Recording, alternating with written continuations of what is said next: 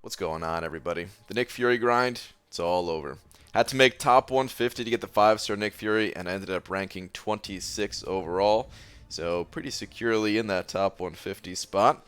The score I put up was 77.25 million, which was actually significantly higher than I had planned on going to. When these grinds start out, I have no idea what number I'm shooting for. The first 2 days, I kind of just play as much as I can, and then I feel out the hype, try to get an idea for how many people are actually grinding for this champion, and if there are a lot of people, how badly do they want this guy? How many units are they going to be spending on refreshes? Just things like that. And by kind of close to the end of day 3, kind of right before I went to sleep, I was closing in on 70 million. I was at like 68 or 69 million or something like that. And, I didn't do any all-nighters for this grind. I got good sleep all 3 nights. Woke up on that final morning with a few hours remaining. Got myself up to about 71 million or so. And then I freaked out, man. I was thinking, there's a pretty good amount of hype for this guy. To be honest, I'm not even sure how much I'm going to use Nick Fury. I was kind of just getting him, planning for the future. I'll talk about some of his abilities that I was kind of planning for in a moment. But I started freaking out, I think it had a lot to do with me missing out on Mr. Sinister not too long ago, and that memory was still very fresh in my mind. And ended up dropping, another 1,000 or 1,500 units or something like that in the last couple of hours, when it was totally unnecessary. Turns out, by the way, shout out to a few people on here. A-Rob, I know, right there, rank 13. Katie Candy, coming in 23. Bunch of 4 Loki dudes getting them.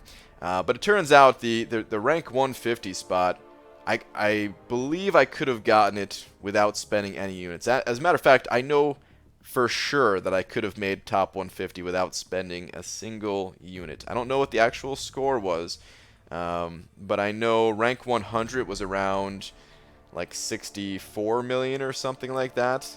And there's some screenshots floating around the top 150, and I'm not exactly sure what's legit, what's not legit, so I don't know the exact cutoff. But with the roster I have right now, I could have actually put up 60 million without spending a single unit. And I ended up spending 4,500 only to get the same result. So, do I regret it? I got what I came for. I got the champion. Of course, I wish I had the units too, but you know what? What's the point in thinking about it? Put that energy towards the future. Try to analyze the situation a little bit better going forward. Try to save the units better going forward. That's all I could really do. So let's go ahead and claim this 5-star Nick Fury right now. And I'm also going to be popping open my Awakening Gem crystal that I've been holding on to for a while. Before I do that, though, I did just want to explain kind of why I was going for this champion, since I didn't do that good of a job of explaining it, ahead of time. I did talk about it a fair amount during the live streams, but let's go ahead and actually take a look at him now that I have him. And the biggest reason why I wanted this guy was because of his synergies. His regular abilities, he seems like a cool champion. He seems pretty powerful. He's very bleed focused, which can be good in some situations, but it can be super limiting in a lot of situations. So, I don't normally run deep wounds even, so it's not the type of champion that I usually look to play. But the reason why I wanted him was for his synergies. This top one here, I actually misunderstood it at first when I first heard about this champion. I didn't realize that it was an attack boost only for heroes. And I think that built up a lot of initial hype where other people maybe didn't realize that at first as well. But after realizing it's only for heroes that get that bonus attack rating, most of the top champions in the game at the moment are not heroes. Corvus is a villain, Ghost is a villain, Omega Red is a villain, and even if he wasn't, actually his signature ability doesn't scale with things like this, I don't think. But anyway, a lot of these champions are not heroes, so yeah, that kind of hurts that synergy a little bit there. But maybe in the future there'll be hero champions that I can get. I don't have Corvus anyway, right? So maybe I'll have to go with a hero champion for future Legends runs. Because that's ultimately why I got him. I want to go for as many Legends run as possible throughout the remaining acts or chapters of Act 6. There's still 3 more opportunities. I kind of threw in the towel on 6.1, but I would like to take the same approach with the remaining chapters that I took with 5.4 and really just try to do whatever I can to have the fastest time possible. The synergy that I actually wanted was this one right here, this restoration kit, where if Nick is alive, once per fight, when a teammate is inflicted with a bleed, poison, or shock debuff, he will drop a restoration kit, purifying the debuff and regenerating 10%. The regeneration part doesn't really matter so much to me.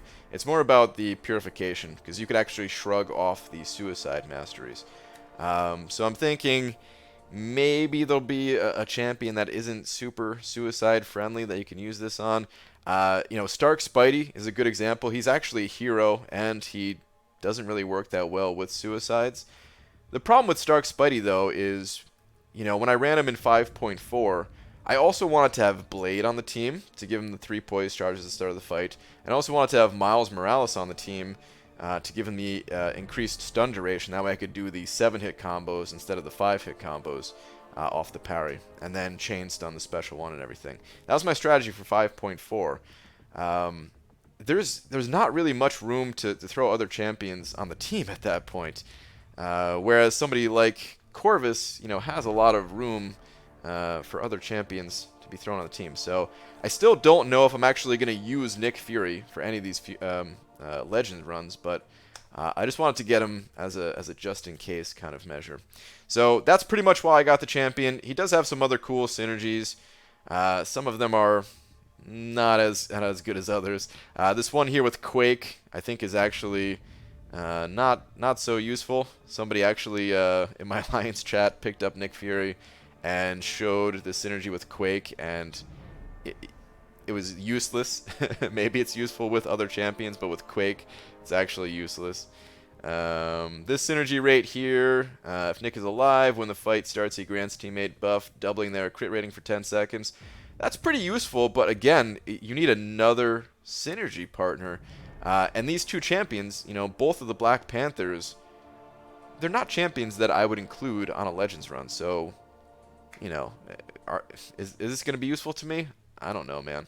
And then you have champions that guarantee critical hits, like Corvus, again, where, this wouldn't matter anyway. So it still seems like the answer, it still seems like the ultimate Legends run champion is Corvus, and Nick Fury wouldn't really help in that situation. You don't even want to purify suicides when running Corvus, since, he heals from the bleed on him. So hard to tell exactly how useful this champion is, but that's pretty much why I got him. The rest of the synergies here, I'm not going to go through them. They're not, in my opinion, they're not as interesting, but they're certainly still can be useful. But yeah, I don't want to babble on too long in this video about it. Let's go ahead and just pop that 5-star Awakening Gem crystal. I don't know if I would give Nick the Awakening Gem if it turns out that it's a skill gem, but enough people have been asking for me to just pop open this damn crystal for so long. This crystal came from the just the freebie that Kabam gave everybody for the holidays last year. And it would be cool to at least have the option if I ever did want to awaken Nick Fury. It'd be cool to know if I had a skill gem or not. But am I hoping for any gem in particular? No, not really. I have a Cosmic Gem and a Science Gem, so preferably it would be one of the other 4 class types, and I don't have a huge preference of which. There's nothing that I really need at the moment. So yeah, let's go ahead and pop this thing, see what comes out. Turns out the Awakening Gem is Science. Oh wait, did I say I had a Science one?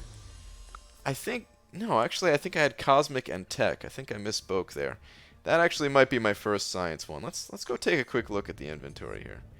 Whoops! I'm so used to just thinking in a Cosmic and Science kind of mindset, just because To be honest, those are my 2 favorite class types. But okay, so yeah, that is my first science one. Okay, so that's really good, actually. So I have a cosmic, tech, and science. Alright, cool, man. Good to know. Good to know, indeed. Alright, so anyway, that's that's the results of the Nick Fury grind. Again, happy that I got them. I burned some units. Whatever, man. I can get those units back. It is going to set my progression for Act 6.1 back just a little bit. I could go through there and 100% it right now, but I really want that 12k unit offer that pops up at the end, so I'm going to continue to wait on that.